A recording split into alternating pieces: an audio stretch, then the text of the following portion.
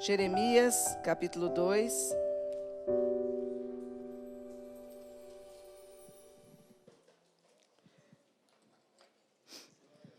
Eu vou ler do 1 ao 13.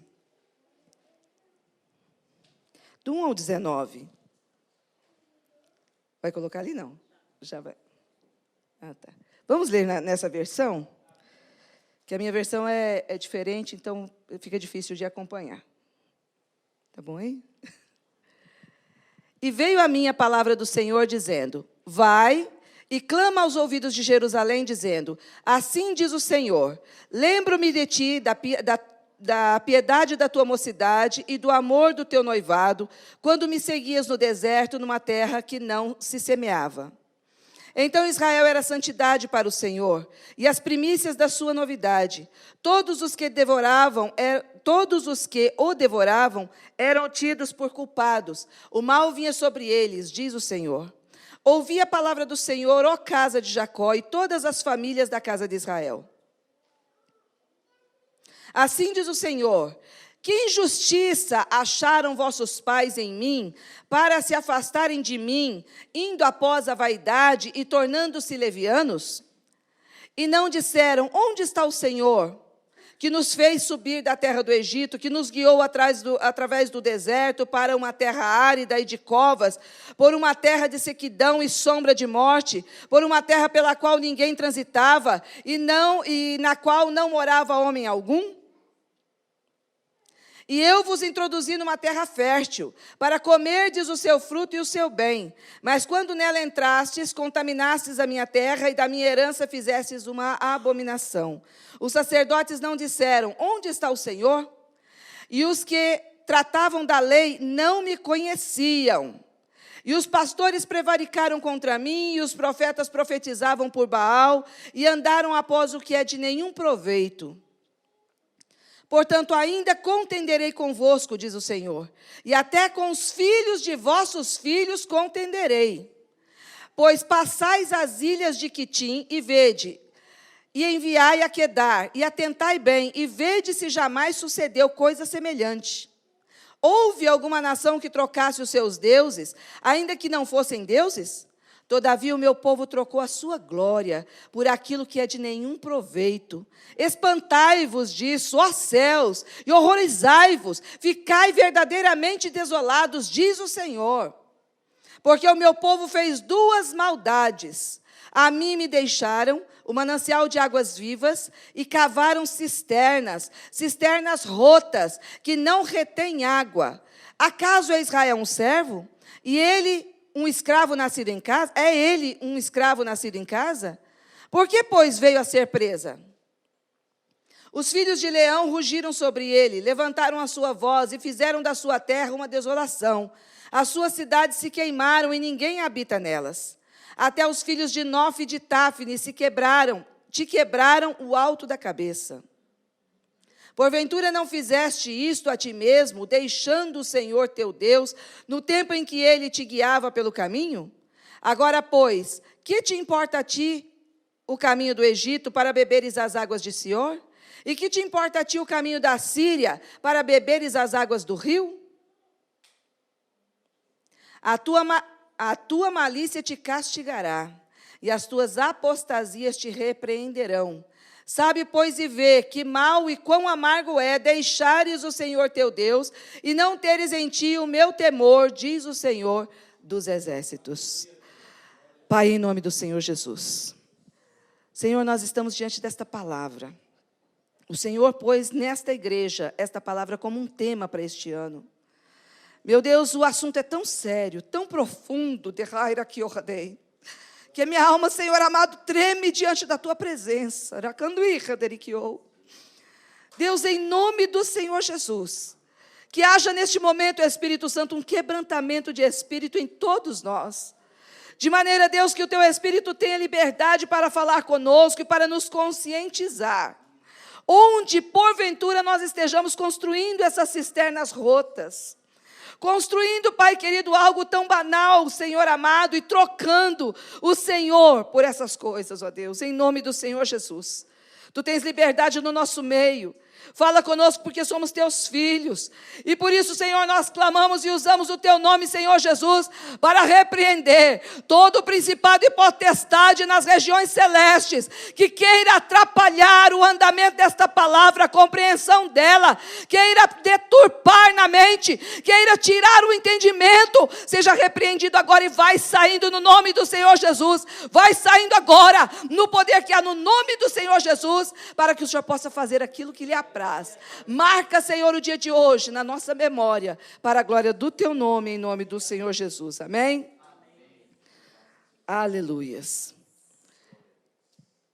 Eu quero começar essa palavra perguntando para você, se você já foi decepcionado em algum tempo. Você já sofreu uma grande decepção com alguém? Você já sofreu uma grande traição? Que você esperava que a pessoa, você investiu tempo, você investiu tudo da sua vida, o seu amor, a sua fidelidade, a sua sinceridade, o seu carinho, o seu dinheiro. Você já investiu em alguém? E de repente essa pessoa vira as costas e não se importa mais com você, nem com seus sentimentos, nem com tudo aquilo que você fez e tudo aquilo que você proporcionou a esta vida. Você já passou por isso? Quem já? É triste, né? Dói. Vocês prestaram atenção que é isso que Deus está fazendo nesse texto? É isso que Ele está fazendo. Daqui a pouco nós vamos falar melhor sobre isso. Deus sabia exatamente o momento que aquele povo estaria vivendo naquela época. Nós falamos muito do que está acontecendo no nosso país. Traga para nós hoje. Deus sabia o que nós estaríamos vivendo no dia de hoje. Com certeza. E como naquela época Deus sabia que aquele povo ia caminhar pelo deserto, ia caminhar, conquistar a terra prometida, daqui a pouco nós vamos falar um pouco mais sobre isso, mas Deus sabia exatamente aonde eles iam chegar. Porque nada que você possa fazer vai surpreender a Deus, mas Ele está sempre investindo em você, em mim. Nós ainda nos decepcionamos com as pessoas, porque a gente não sabe o amanhã, a gente não conhece o amanhã, a gente investe tempo, carinho, atenção, e depois a gente se decepciona, porque a gente não sabia que a pessoa era capaz de fazer tudo isso. Mas Deus não, Deus sabe exatamente o que cada um de nós é capaz de fazer, se nós não olharmos para Ele e não nos entregarmos a Ele.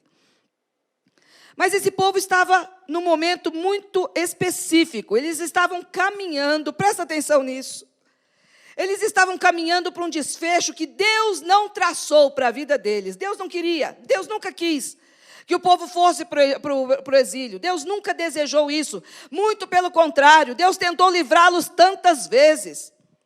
E não é assim conosco também? Quantas coisas acontecem na nossa vida e não era da vontade de Deus que acontecesse, mas o nosso coração obstinado nos conduz para um caminho que não é plano nem propósito de Deus. E Deus vem e avisa. E Deus vem e fala de novo. E Deus vem e repete, tentando nos impedir de chegar aonde Ele não quer que a gente chegue, mas a gente vai. E de repente acontece o quê? Nós somos tratados por Deus. O exílio nunca foi um lugar planejado por Deus, mas ele era necessário para tratar aquele povo. E esse povo estava caminhando a passos largos para o exílio. E nesse momento específico, que nós lemos aqui, o momento era o último avivamento da história do povo judeu, do povo de Judá, antes de ir para o cativeiro. Nesse período, Josias estava reinando. Josias era o rei de Judá. Josias foi um grande avivalista da sua época. Começou a reinar com 8 anos, uma criança ainda. Depois, quando ele cresceu um pouco mais, ele teve um entendimento. Eu não vou falar sobre ele, porque a história dele é linda, mas é longa. Você vai buscar, ler a palavra de Deus para você relembrar. Eu creio que você já tenha lido. E ele, quando ele descobriu o rolo, descobriu a lei, ele teve o entendimento, ele trouxe um avivamento. E Jeremias nasceu e cresceu em Anatote, uma cidade sacerdotal. Ele era filho de sacerdote. Ou seja, ele estava lá na terra dele, sendo tratado e trabalhado para poder ser um sacerdote. E Deus tinha outros planos para ele. Deus faz Jeremias nascer nessa época? Olha só. Por quê? Porque Jeremias seria um grande anunciador da oportunidade que Deus estava dando para aquele povo. Jeremias nasce nesse tempo, onde o povo estava caminhando a passos largos para ir para um grande, vou chamar de castigo, mas uma grande correção. O castigo não é tanto, mas uma grande disciplina de Deus. Deus encontra Jeremias, quando começa no ano, deixa eu ver aqui, no ano 13º do reinado de Josias, no verso 2 do capítulo 1, fala isso. No 13º ano do reinado de Josias, Deus, que já tinha planejado tudo, que já tinha feito tudo, já tinha colocado Jeremias na terra, enviado para esta obra, agora chega a hora de Deus manifestar na vida de Jeremias o chamado dele. Até então, Jeremias pensava que a vida dele ia ser como a dos pais, como a dos irmãos, como a dos parentes, porque família sacerdotal era assim. Ele tinha, presta atenção nisso, ele tinha os planos da vida dele, para seguir uma carreira ou uma determinação, que também era determinação de Deus, ser sacerdote, era uma linhagem. Mas Deus tinha outros planos para ele. Você está preparado para deixar Deus mudar os teus planos? E fazer você viver aquilo que Ele planejou? No capítulo 1, Deus chega para Jeremias e fala assim, lá na terra dele, de Anatote, e fala para ele assim, olha, antes, preste atenção, deixa eu ler o texto, antes de você nascer, no verso 2 diz, a palavra de Yahvé, do Senhor, veio a ele no 13º ano do reinado de Josias, filho de Amon, rei de Judá. E voltou a falar com ele muitas vezes durante o reinado de Joaquim, de Josias, aí vamos no verso 4. A palavra de Yahvé chegou a mim, agora ele fala na primeira pessoa, veio a mim com a seguinte convocação, antes mesmo de te formar no ventre materno, eu te escolhi. Antes que viesse ao mundo, eu te separei e te designei para a missão de profeta para as nações. Ou seja, Deus agora manifesta para ele o plano dele, o propósito dele. E não adianta perguntar para Deus, mas eu não sei o que o Senhor tem comigo na terra. Vai chegar a hora de Deus chegar até você e manifestar. Pode ficar tranquilo. Se Ele ainda não falou claramente, pode deixar que Ele vai esclarecer. Porque é interesse dEle, Ele que te formou. E eu acho lindo quando Ele fala assim, antes mesmo de eu te formar. Ou seja, não foram os pais que fizeram Jeremias. Aleluia, os pais só foram usados por Deus para ser um veículo para trazer Jeremias para a terra. Antes de eu te formar no ventre da tua mãe, eu já te conheci. Como eu gosto dessa palavra, eu já te conheci. Deus te conhece, Deus me conhece. No mais profundo do meu ser, nos lugares mais escondidos da minha alma, nos lugares que nem eu mesma conheço. Você já sentiu isso? Que às vezes o Espírito Santo mostra algo a teu respeito que você se assusta? Você fala, como é que estava? Eu já passei por isso várias vezes. Como é que estava isso aqui no meu coração, que eu não conseguia enxergar? Por quê? Porque o Espírito Santo, Deus, te conhece melhor do que você mesmo. Aí o Senhor fala para ele, Jeremias, eu te conheci, antes mesmo de você estar no ventre. Eu já te conheci, eu já te escolhi, eu já te chamei, já te separei para ser profeta. Ou seja, está tudo pronto. Está tudo pronto, você não vai ser o sacerdote que você pensava ser, você vai ser um profeta, e você vai falar às nações. Eu já vi gente com medo do chamado de Deus. Eu já tive muito medo do chamado de Deus. Você já teve, Davi? Medo do chamado de Deus? Pois é, mas não tem sentido a gente ter medo do chamado de Deus, sabia? Porque o chamado de Deus é perfeito, é bom, Ele nos capacita.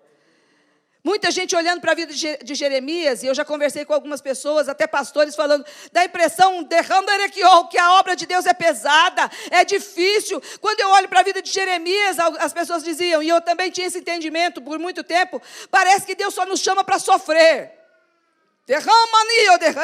E Deus me trouxe aqui para falar para você, para de correr do chamado de Deus, porque nem tudo vai ser como na vida de Jeremias. Deus tem propósitos específicos para cada um, e Ele só vai permitir você viver aquilo que você pode viver, aquilo que você consegue viver. Então não tem que olhar, realmente Jeremias foi chamado para um chamado árduo, doeu. Tem quem diga que ele é um profeta chorão, porque ele lamentou muito, mas o choro o choro dele não era contra Deus, o choro dele era contra o que ele via. Tem diferença. Você sofrer e você chorar pela obra é diferente do que você sofrer e chorar por algo que Deus está permitindo, é diferente. Ele sofria pelo povo, pela condição do povo. E Deus falou para ele, antes de tudo, eu já te conhecia, você vai fazer o que eu te mandar fazer. Você vai falar, aonde você chegar. Jeremias olhava para ele, assim como os outros. Quantos outros se sentiam incapazes? Jeremias falou para Deus, Senhor, eu não tenho condição de fazer isso, eu não sei falar, eu não passo de uma criança. Deixa eu te falar uma coisa.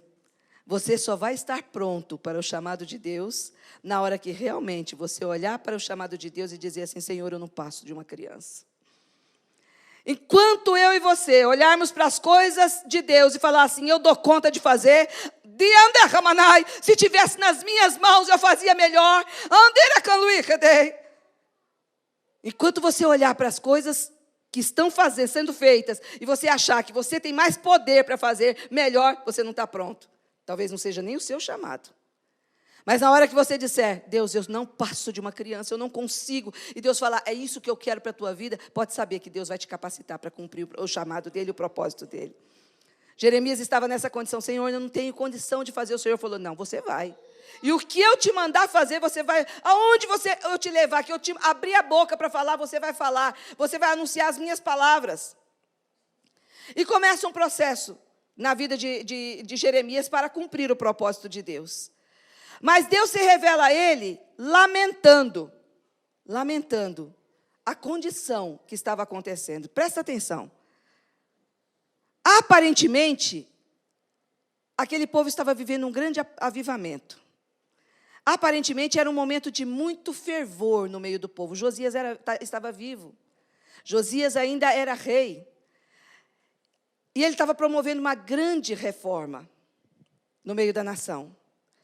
Só que Deus já sabia que aquele avivamento que estava acontecendo, muitos não estavam vivendo aquilo tudo de coração, de uma maneira profunda, de uma maneira intensa, de uma maneira sincera com Deus, porque nenhuma conversão superficial, ela permanece. E Jeremias é usado por Deus para começar a anunciar para aquele povo, olha, para com isso, seja sincero, comece a viver uma vida de verdade com o Senhor. Era isso que o Senhor estava falando, nós lemos o texto. Veio uma grande reclamação, nem é reclamação, uma lamentação de Deus, usando a vida do profeta. Deus começa a lamentar a condição, Deus começa a mostrar para Jeremias tudo o que estava acontecendo dentro daquela nação. Aquela nação estava caminhando com Deus, sim, mas de uma maneira hipócrita. E o Senhor começa a falar, anunciando através da boca de Jeremias, o que foi que eu fiz para vocês? Gente, quando eu penso nisso, eu falo, que amor de Deus é esse? Que amor de Deus é esse, que tem tanto interesse pelo ser humano, que chega quase a se humilhar e falar assim, o que eu fiz para vocês? Imagina num casamento, a pessoa trai o outro, e ainda o outro fala assim, mas o que eu fiz para você? Por que você chegou nesse ponto? Imagina numa situação dessas. Geralmente aquele que foi traído fala assim, olha, não quero papo, vai caçar o seu canto, vai caçar o seu rumo, porque eu não quero. E ele está cheio de razão, não é assim? E ele rompe. Mas Deus não, Deus tinha sido traído por aquele povo. Deus tinha sido aquele que foi ferido. Por quê? Porque o povo começou a caminhar. A descrição do capítulo 1, depois quando entra no capítulo 2, é uma comparação de um casamento. Ele está como se ele estivesse descrevendo uma lua de mel. No começo, vocês viviam para mim. E olha que Deus não está exigindo perfeição deles. Porque no começo, quando nós lemos a história, quando eles saíram do Egito, eles também pecaram contra Deus. Mas Deus via naquele momento que eles estavam aprendendo a caminhar com Deus. E muitas das coisas que nós fazemos lá no passado, Deus não leva em conta, sabe, já perdoou, já esqueceu. Sabe por quê? Porque era o começo da caminhada, era a nossa infantilidade, a nossa meninice. Foi assim que Deus lidou com esse povo. Só que chega um momento que eles começam decididamente a abandonar ao Senhor, e começam a se afastar, e começam a buscar outros ídolos. Se você for ler todo o capítulo 2 também, o Senhor lamenta, porque ele chega, nós até lemos o texto, ele chega a falar assim, outras nações não fizeram como vocês fizeram, outras nações que adoram deuses, que nem são deuses, não abandonam os deuses deles, mas vocês me abandonaram. Ou seja, vocês estão pior do que aqueles que estão lá fora servindo a outros deuses. Deus fala assim para o povo dele. Deus está lamentando a condição. O Senhor fala assim, olha, vocês me abandonaram. Vocês esqueceram de mim. E eu sou a fonte de água viva. Aleluias. Fontes de água viva. Você já parou para analisar a importância de uma água no corpo do ser humano? Eu fui buscar. Nós somos constituídos de 60% de água no nosso corpo. Você pode ficar semanas sem se alimentar, qualquer alimento. Está aí em moda o jejum intermitente, que pode atestar isso. Mas você não pode ficar mais do que de 3 a 5 dias, o seu corpo já entra em falência, sem a água. Ele não suporta, ele não aguenta. Aí o Senhor fala assim, eu sou a fonte de água. Por quê? Porque Ele está dizendo, vocês não conseguem, não podem viver sem mim. Eu sou totalmente necessário para a vida de vocês. Não tem como vocês sobreviverem sem a minha presença, sem eu na vida de vocês. Mas vocês estão me trocando por águas que estão contidas dentro de uma cisterna. Sabe o que é uma cisterna? Claro que vocês sabem. Eu estive no Nordeste há um tempo atrás. E lá se constrói muita cisterna. Quem é nordestino aqui sabe. Se constrói muita cisterna. A maioria das casas do interior tem a cisterna. Então, eles põem o cano, né? Isso. Eles põem o cano, cai a água dentro da cisterna. A água da chuva, só que não chove. Então, para que vai construir uma cisterna num lugar que não chove? Mas tudo bem, a esperança, né? Aí, o que acontece com aquelas cisternas? Elas começam a esquentar por causa da temperatura que é alta, e começam a trincar. Eu vi várias cisternas trincadas. E uma cisterna trincada não vale para nada. Por quê? Porque ela não retém água, e a água que entra aqui, fica ali, ela está contaminada. Porque pode entrar bactéria, pode entrar bichinho. Dentro deste contexto, as cisternas eram construídas nas pedras, mas também tinha a mesma finalidade e a mesma condição. Às vezes, as próprias pedras tinham quinas, e a água escoava, vazava. Então, a pessoa que recolheu essa água dentro daquela cisterna, pensando que ia ter a água suficiente para poder usar e tudo mais, o que acontecia? Aquela água, daqui a pouco, não tinha mais, sumiu. Outra hora ficava só o barro. Nós vemos que lá no próprio livro de Jeremias, foi lançado dentro de cisterna, onde só tinha lama. Ou seja, era tudo banal. O que era guardado ali naquela cisterna? Rota, rasgada, trincada. Não podia contar com aquilo. É isso que Deus está falando. Agora, você imagina você comprar uma terra. Eu fiquei pensando, porque meu esposo é do interior, e nós viajamos a vida toda muito para o interior, então nós conhecemos bem roça. E o que dá valor a uma terra é água, vocês sabem disso. Quanto mais pode ter uma terra com uma quantidade de terra, mas se não tiver rio, não tiver água, não tiver nascente, ela não vale tanto. Mas se tiver uma terra menor, mas se tiver nascente de água, ela vale muito por causa da água que está ali. Agora você imagina você comprar uma terra onde tem uma nascente. Vocês já tomaram água de nascente? Coisa mais deliciosa, fresquinha, ela sai pura. Você pode pegar ali no chão e beber. Por quê? E ela o tempo todo, ela está sendo jorrada. Ninguém consegue tampar uma água de nascente. A única coisa é o homem, quando vai desmata tudo, né? Porque a mão do homem, onde chega para fazer maldade, faz mesmo. Mas ali tem água nascendo o tempo todo. 24 horas. Na roça é comum a gente ver pessoas que canalizam da fonte, a água está ali jorrando o tempo todo, não para.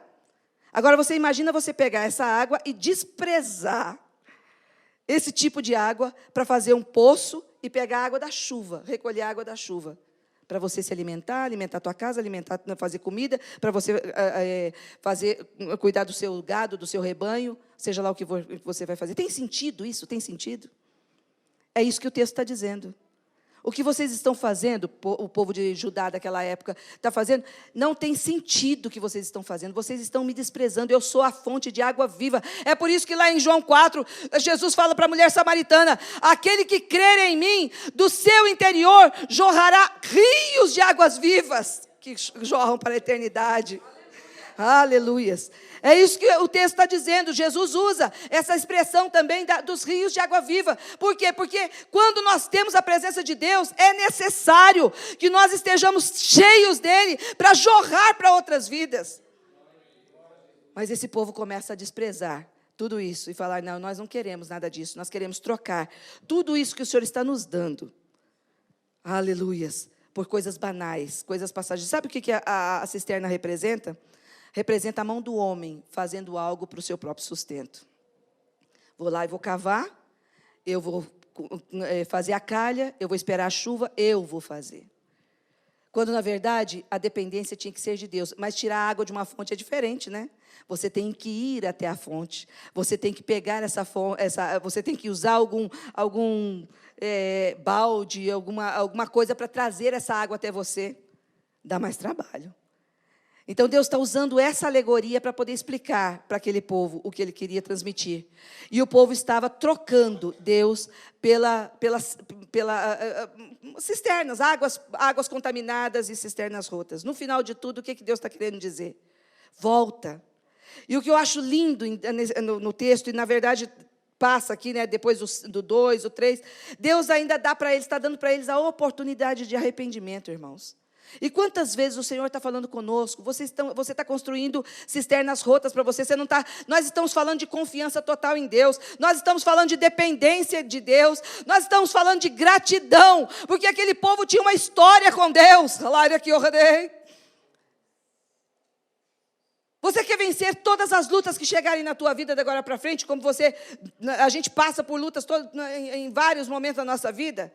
Mas essa é uma receita que eu vivo, meu marido está aqui, ele sabe. Todas as vezes que nós estamos enfrentando alguma dificuldade, pastora, eu falo para ele, eu confio no Senhor, sabe por quê? Porque Ele já nos socorreu em tal época, Ele já fez. Olha o que Ele já fez. Eu tenho uma história com Deus. Eu não duvido daquilo que Deus está fazendo e está me permitindo a viver, porque Ele, aleluia, Ele já provou que Ele é confiável. Ele já provou. Aquele povo tinha uma história com Deus, mas abandonou. E o pior, eles não reconheciam. Aquelas pessoas não reconheciam que eles estavam em pecado diante do Senhor. E o Senhor fala com eles: vocês ainda me perguntam no que vocês estão errando? Vocês estão confiando na mão de vocês. Sabe o que estava acontecendo? Nós falamos de partido político. Essa história é bem atual. Preste atenção.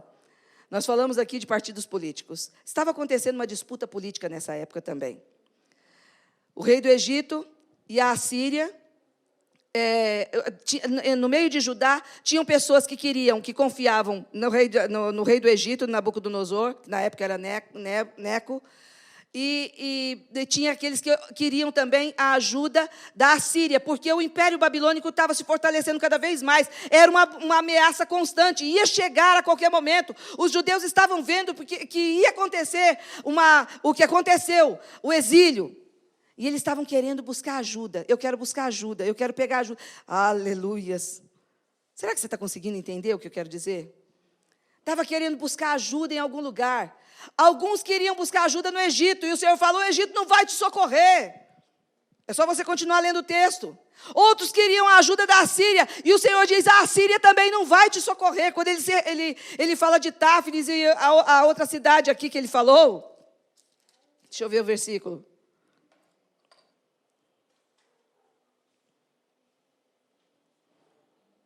Ele fala de duas cidades. Nós lemos o texto, eu esqueci Eu não sei onde está o versículo. Verso 15. Agora, pois, que te adiantará... É isso mesmo. Agora, pois, o 18. Que te adiantará ir para o Egito beber as águas do Nilo? Ou que te valerá ir para a Síria beber as águas do rio Eufrates? O teu crime te perseguirá. A tua maldade te castigará e a tua rebelião te punirá. Vê, portanto, e compreende logo como é horrível e amargo abandonar o Senhor teu Deus e não preservar o teu amor reverente a mim, palavra do Senhor. Ou seja, eles estavam tentando buscar ajuda. Eles estavam passando por aflição, mas eles queriam a ajuda humana, a ajuda que eles podiam pegar, podiam tocar, fazer com a mão deles. E, na verdade, o Senhor estava querendo que eles viessem para Ele. Confia em mim, aleluias. A mensagem dessa noite está dizendo, confia, seja o que for que você estiver vivendo. Não adianta você querer, nesse tempo de angústia, de aflição que nós estamos vivendo, porque quem está enxergando tem que estar com o coração aflito, como o Peter falou. Mas, ao mesmo tempo, também tem que estar com esse posicionamento que o pastor falou. Porque a nossa confiança está nele, está totalmente nele. Não é mão de homem que vai nos livrar. A única coisa que o Senhor quer, e isso ficou muito claro, se você não guardou nada até agora, guarde isso. O Senhor quer um posicionamento do povo dele, assim como Deus queria um posicionamento daquele povo. De arrependimento, de constrangimento diante do Senhor, de reconhecimento diante do Senhor. Irmãos, eu não sei se você já parou para pensar. Eu não sei se você já parou para pensar a caminhada da igreja no último século, no século XX. Não vamos falar do século XXI, não. Mas do século XX. Se você já parou para analisar como é que a igreja brasileira degringolou. Saiu totalmente, principalmente dos anos 50, depois dos anos 50, dos anos 70, 80, para cá, como a igreja brasileira degringolou. Antes, a pregação brasileira, da igreja brasileira, era voltada para Jesus. Era para o reino celestial, era para a vida eterna. Os pastores da nossa igreja, mesmo onde eu congrego, pastor da nossa igreja e outros pastores da época, chegaram a ser ameaçados de prisão. Um outro pastor foi preso. Por quê? Porque ele não negava o nome do Senhor, ele que enfrentava, tinha coragem para enfrentar. Essa era a pregação que agradava a Deus, e por isso foi um tempo de grande avivamento na nossa nação. Por isso o Senhor trouxe tanta cura, tanta coisa aconteceu nessa época. Mas daqui a pouco chegou o neopentecostalismo, que começou a pregar o quê? Prosperidade, riqueza, bens materiais, e a igreja brasileira saiu assim, ó. Foi caminhando por um caminho totalmente distorcido. Parou de clamar pelo que realmente era importante, parou de observar com os olhos espirituais, só queria estar bem, começou a se aliar com coisas que não deveria se aliar. E aí a nação brasileira, como igreja, eu estou falando da igreja, começou a entrar por um caminho que Deus está abominando.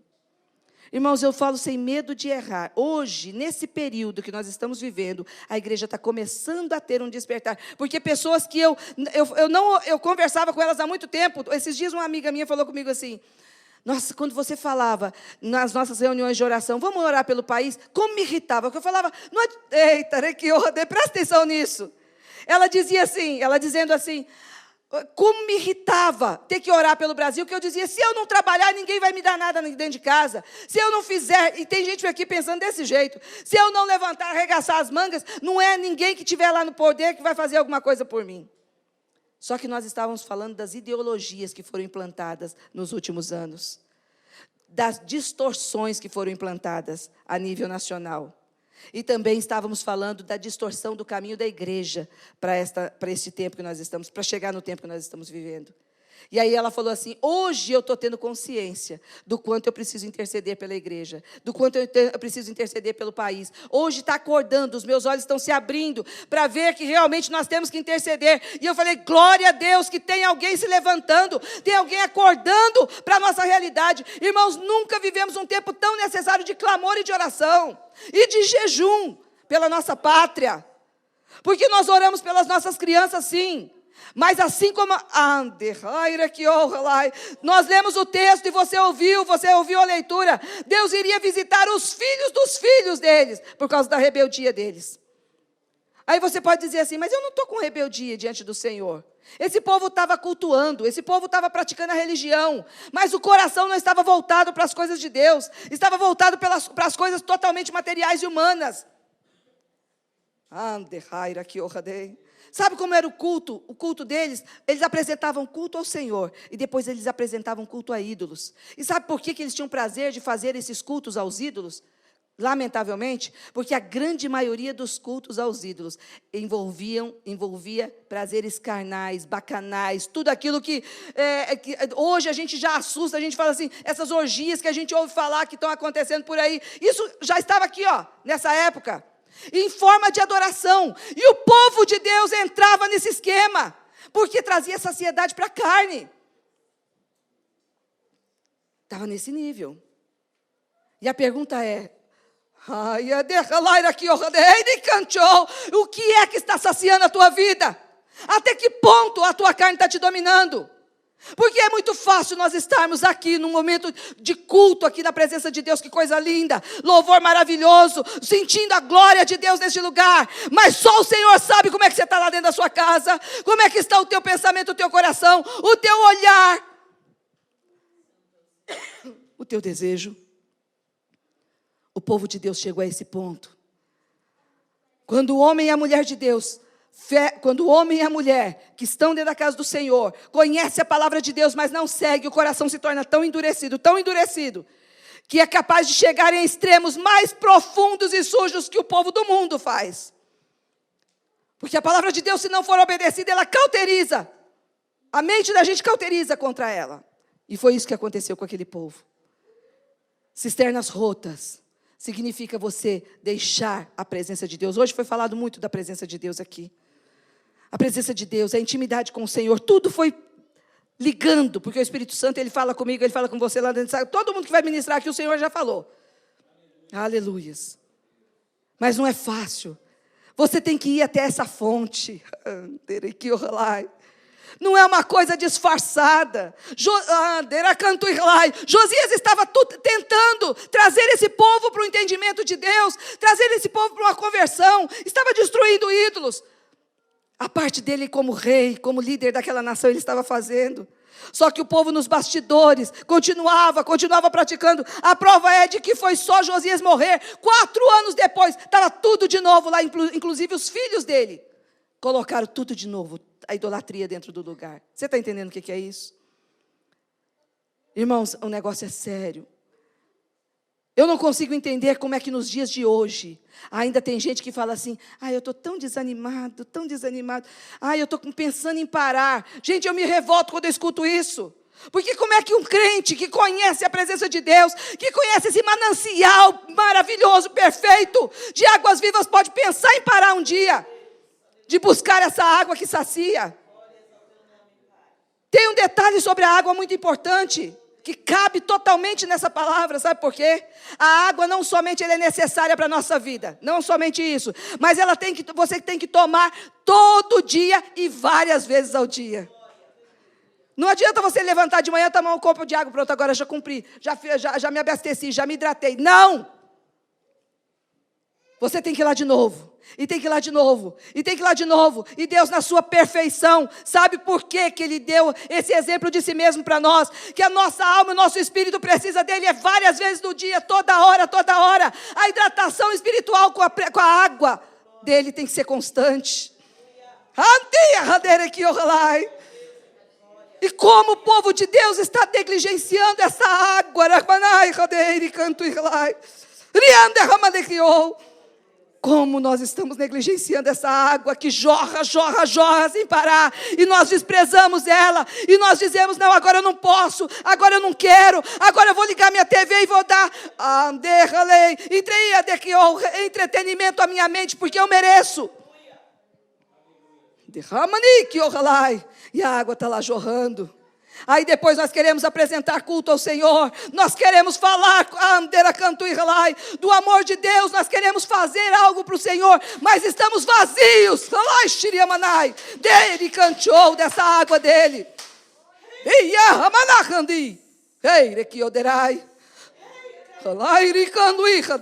Mas o Senhor sabe exatamente quem é que tem essa água dele, e quem é que está tomando água podre.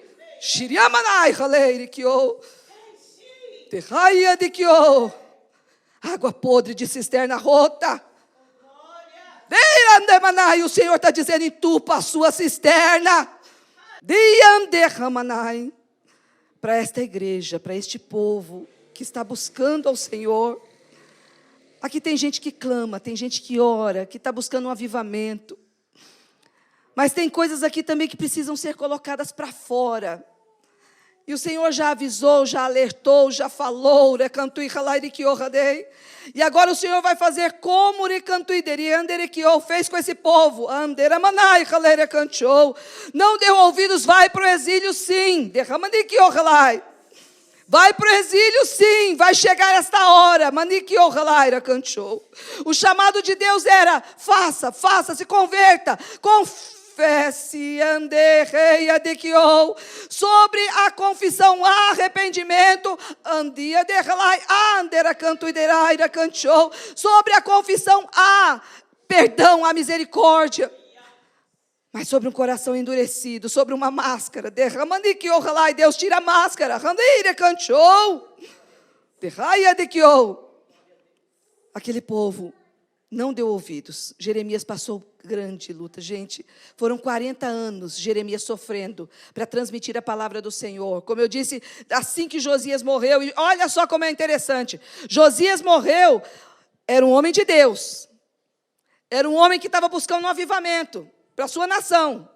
Era um homem que andava lutando para fazer a vontade de Deus. Mas chega um momento que ele vê o rei Neco, o faraó Neco, subindo para poder atacar a Síria. E ele entra, presta atenção nisso, ele entra numa guerra que não era dele. Ele entra numa situação que não era dele.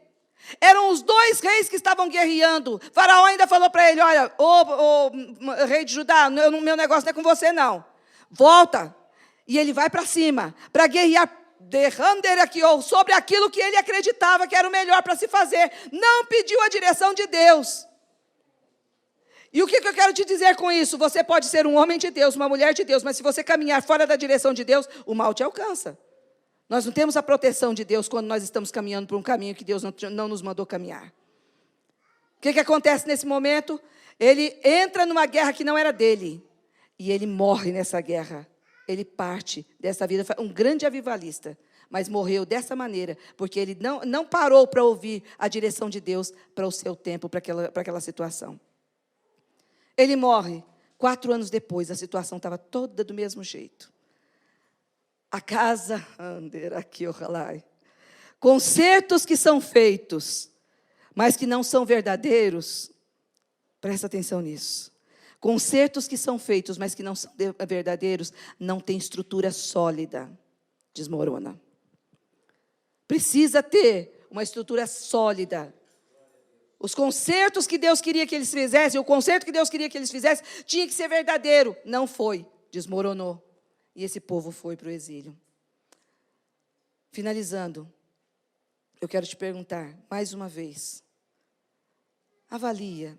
Essa palavra falou muito comigo, que eu fiquei avaliando. Senhor, aonde eu posso estar construindo cisternas rotas? Aonde eu estou buscando água que não é a tua fonte? Senhor, mesmo na minha fraqueza, eu quero beber da tua água para me fortalecer. Eu quero ser cheia da tua água, inundada da tua água. Deixa eu só falar mais uma coisa que o Senhor me trouxe agora. Sabe sobre quem que era a maior cobrança nessa situação para o concerto? Sobre os líderes. Ele cita os sacerdotes, os pastores e os profetas. 3 classes de pessoas que deveriam buscar a Deus para transmitir para o povo de uma maneira profunda, de uma maneira, eles tinham que reter o conhecimento, eles tinham que deter o conhecimento em si para poder transmitir para o povo. Começou deles. O que eu quero dizer? Eu não estou falando pastor homem hoje, mas eu estou falando de liderança. O povo de Deus começa a se corromper quando uma liderança não se coloca na posição como tem que ser.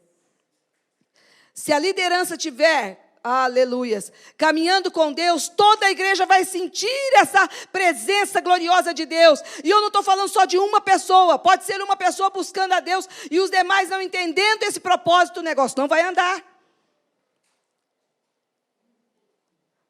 Derranlaira canto e radei. O Senhor quer fazer uma... Aleluias. O Senhor quer quebrar muita divisão. Coisas que a ordem é para ser feita assim, ou pelo menos a instrução é para ser feita assim, a direção é para ser feita assim. Aleluias. E não se ouve nada, não tem uma conversa, ou não tem um entendimento de que precisa haver uma comunhão naquilo, senão não vai andar. E a comunhão tem que ser feita aqui dentro, aqui dentro, não é somente de corpo físico. Aleluias. Traz, Senhor amado, esse tempo. Aleluias. De uma grande reforma. E levanta Jeremias, Senhor amado, cada vez mais, não somente para esta igreja, mas para a nossa nação, para pregar a Tua palavra da maneira que o Senhor quer. Senhor, vidas comprometidas com o Senhor, que a Tua igreja esteja, Senhor amado, no propósito realmente de se entregar ao Senhor para este tempo. Gente, quando nós olhamos para a vida de Jeremias, ele sofreu sim, mas ele caminhou 40 anos, falando, aleluia, para o povo, e o povo não se arrependeu. Presta atenção nisso. Uma pregação que o povo não ouviu. Mas isso, aleluias, isso não fez Jeremias sair do propósito de Deus. Agora tem uma notícia boa para você, que me agrada, me alegra quando eu leio esse texto, essa passagem. Sabe qual é a notícia boa? O povo foi para o exílio, mas Jeremias, por causa da fidelidade dele com Deus, ele foi poupado de ir para o exílio. Depois ele foi para o Egito forçadamente, sim. Mas em todos os momentos o Senhor cuidava dele, o Senhor livrava. Quando ele pensava que ia morrer, o Senhor ia lá, levantava alguém para poder cuidar dele. E vinha o alívio, vinha o socorro. Muito mais do que as pessoas ao seu redor eram protegidas pelo Senhor. O que eu quero dizer com isso? Se você se entregar àquilo que Deus quer fazer através da sua vida, meu irmão, minha irmã, pode contar com a presença de Deus, pode contar com a direção de Deus, com a proteção dele. Ele vai te dar, todos aqueles que se levantarem contra você vão cair. Mas pode ter certeza que o Senhor vai te conduzir a viver os planos que Ele tinha para você desde a eternidade, desde antes de você vir à terra. Vamos nos levantar, vamos orar, encerrando. Aleluias.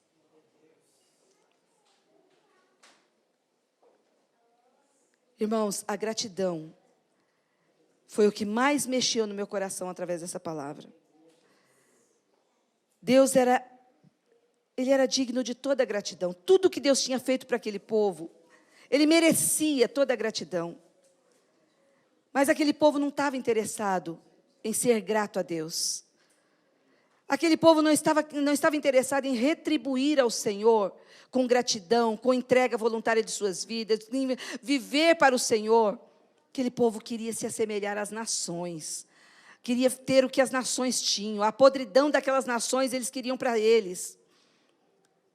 Que nesta noite o Senhor nos mostre onde estamos tendo esse coração ingrato, reclamando do que o Senhor tem feito na nossa vida, reclamando daquilo que está faltando ainda, daquilo que Ele não completou, daquilo que Ele não fez. Às vezes é um desemprego que está na tua porta há tanto tempo, e você está dizendo, aonde está Deus?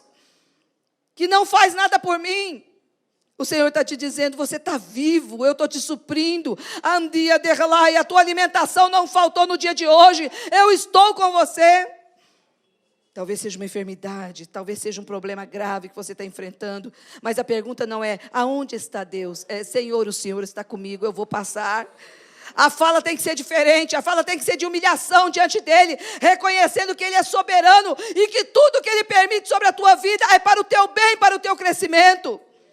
Basta você confiar, Ele vai te conduzir pelo caminho que Ele tem para você.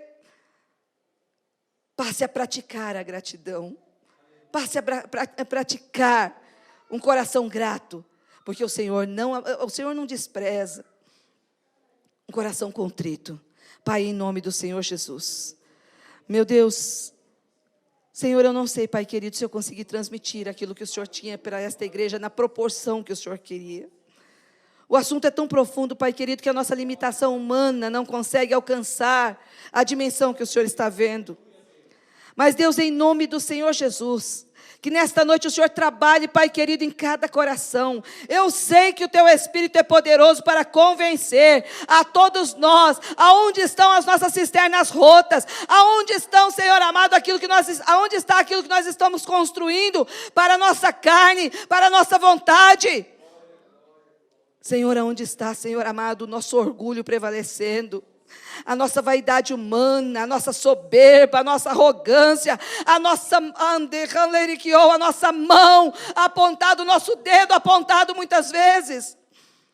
Deus, em nome do Senhor Jesus, nós te pedimos, Pai, para a glória do Teu nome, nos ajude, meu Senhor amado, a buscar esta água que é o Senhor, esta água que nos sacia, que nos alimenta, que nos nutre e que nos hidrata todos os dias e que nos faz crescer em Ti e morrermos cada vez mais para o mundo. Meu Deus, nos ajude, Pai querido, a praticarmos esta palavra. Meu Pai, tem coisas na nossa vida, o Senhor diz para a tua igreja, tem coisas na nossa vida que nós só vamos vencer no jejum e na oração. Tem guerras espirituais que estão, que você não falou com ninguém ainda, que você não teve coragem de expor para ninguém, e você só vai vencer essa natureza humana quando realmente você começar a jejuar por ela.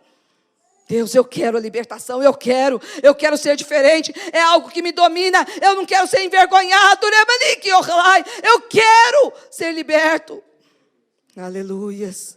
Então me ajuda, Deus, me ajuda. Em nome do Senhor Jesus, comece a jejuar por você, por esse câncer que te domina. E eu não estou falando de câncer doença, eu estou falando de câncer de alma. Deus, em nome do Senhor Jesus, eu clamo a Tua misericórdia sobre cada um de nós, a começar da minha vida. Nos ajude, Senhor amado, se hoje, onde nós estamos, nós já temos as nossas cisternas rotas. Que o Senhor venha, Senhor amado, nos ajudar com a presença do Teu Espírito a entulhar esses poços vazios, como acontecia, como aqueles inimigos entulhavam os poços de Isaac. Que nós possamos também entulhar esses poços que não honram o Teu nome. E começarmos, Senhor, a nos inundar da Tua presença santa e gloriosa. Em nome do Senhor Jesus, nós te pedimos e te agradecemos para a glória, louvor e honra do Teu nome. Amém, irmãos? Amém? Deus abençoe os irmãos. Eu agradeço mais uma vez essa oportunidade. Continuem orando pela minha família, pela minha casa, pela minha vida, para que o Senhor possa cumprir a vontade dEle na vida de cada um de nós. Amém?